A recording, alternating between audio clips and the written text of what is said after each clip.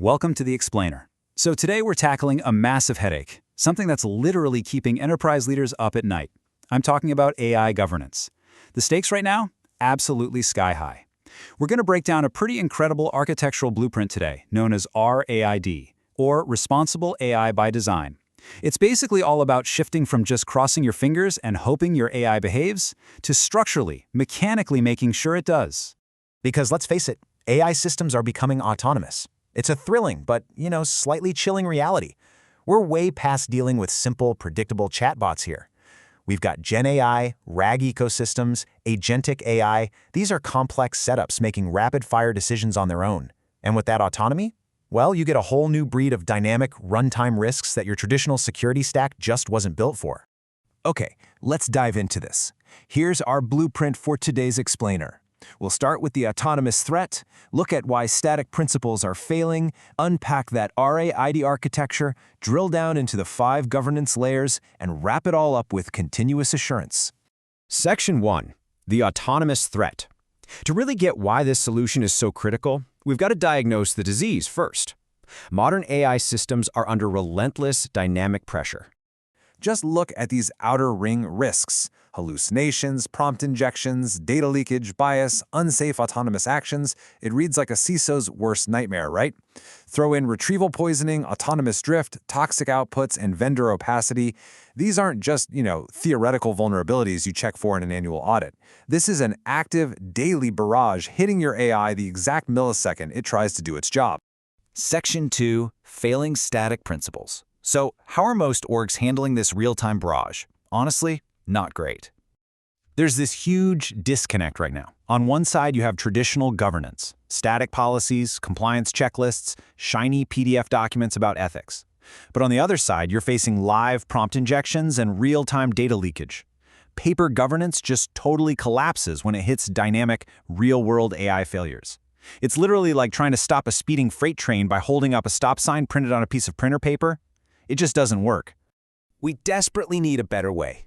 Section 3. RAID architecture. Let's pivot from the problem to the engineered solution.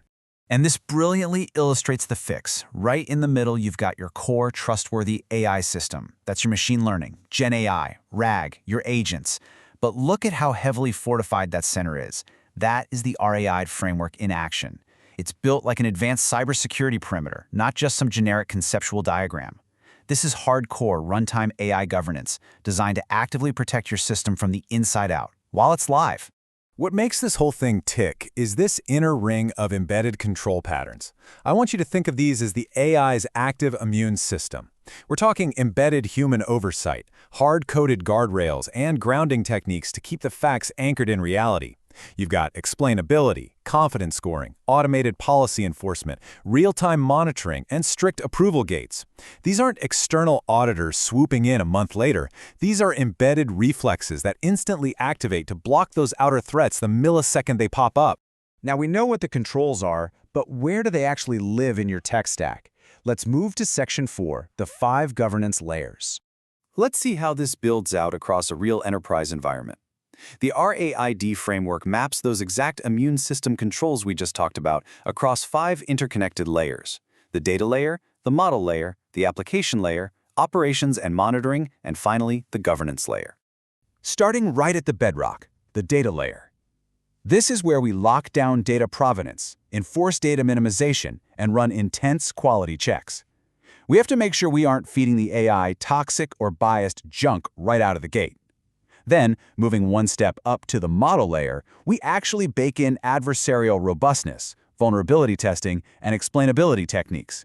We are physically building the model to resist manipulation from the ground up. Next up, we get to the human side, usage and execution, the application and operations layers. This is where RAG grounding lives to squash hallucinations alongside strict role-based access controls. We also wire in human-in-the-loop, or HIT, for the really high-stakes decisions. And here's the huge takeaway for you. If your AI starts drifting or acting weird, this is the layer where runtime telemetry and active guardrails spot that anomaly and shut it down before it does any real damage. And finally, sitting at the very top, the governance layer. This is your overarching oversight.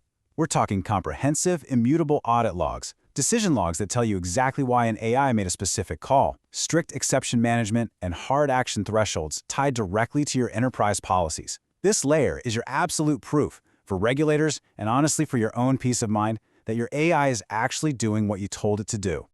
Section 5. Continuous assurance. We've built the fortress, but how do we make sure it holds up over time?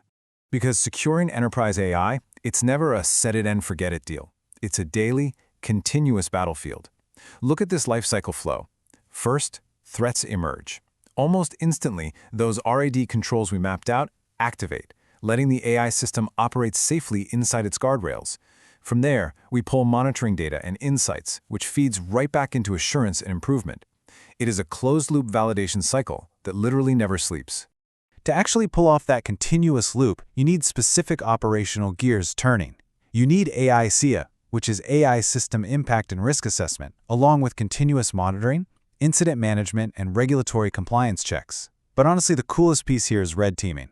To get true bulletproof trust, you have to literally hire people to try and break your own system. You simulate prompt injections, jailbreaks, data heists, you name it. You have to make sure your incident protocols can take a punch before a real threat actor throws one. Bringing this all full circle to our main architecture blueprint, the core thesis of this whole explainer boils down to this. Trustworthy AI is not declared, it is engineered, monitored, and continuously validated.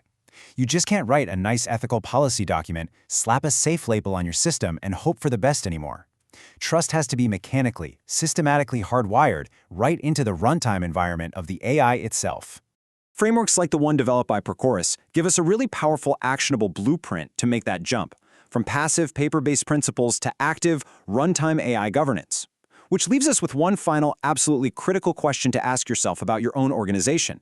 Is your enterprise AI truly engineered for trust from the ground up, or are you just hoping for compliance? Thanks so much for joining us for this explainer. We'll